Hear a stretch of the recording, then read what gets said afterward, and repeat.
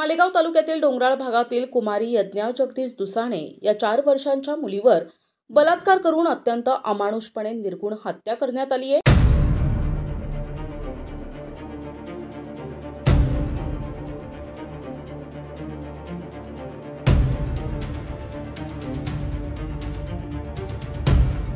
या घटनेचा तीव्र निषेध आणि गुन्हेगारास कठोरात कठोर शासन करण्याबाबतचे निवेदन आज सर्व शाखीय सकल सोनार समाज वसमत यांच्या वतीने उपविभागीय अधिकारी कार्यालय या ठिकाणी देण्यात आले आहे आणि सोनार समाजाच्या वतीने आज सर्व दुकाने बंद ठेवून जाहीर निषेध करण्यात आलाय।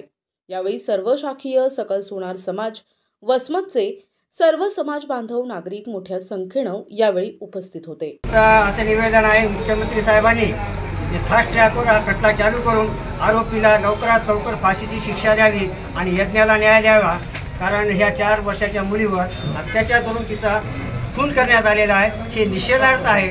त्यामुळे वसमतचे सर्व शाखीय समाज ह्या गोष्टीचा निषेध करतो आणि आज सराफा असोसिएशन बंद राहील अशी घोषणा। फाशी द्या, फाशी द्या, आरोपीला फाशी द्या। मुराळी गावातील सुवर्णकार समाजाच्या एका चिमुकलीवर अत्याचार करून तिची निर्गुणपणाने हत्या केली।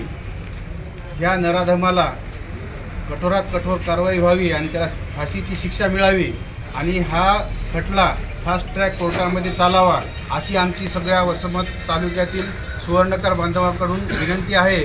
मुख्यमंत्री साहेबांनी या गोष्टीची दखल घ्यावी व सुवर्णकार समाजातील लोकांना न्याय मिळावा यासाठी आम्ही आज वसमत तालुक्यातील सर्वबंध सुवर्णकार बांधव सोनार समाज सर्व शाखीय सोनार समाज या ठिकाणी येऊन आम्ही एसडीएम साहेबापाशी निवेदन दिलेलं आहे आणि याचा निषेध म्हणून आज आपण वसमत तालुक्यातील व्यापारपेठ पूर्ण ही निषेधासाठी बंद ठेवण्यात आलेली आहे।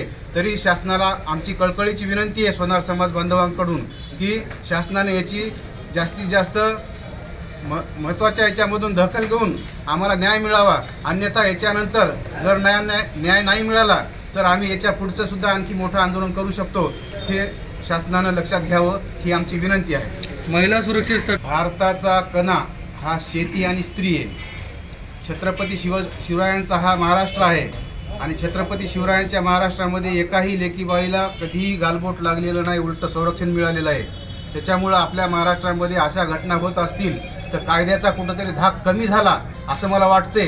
त्याच्यामुळं कायद्यानं कठोरात कठोर शासनानं कारवाई करावी ही आम्ही समाज बांधवाकडून प्रशासनाला विनंती करतो। प्रतिनिधी नंदू परदेशी, NTV न्यूज मराठी, वसमत, हिंगोली।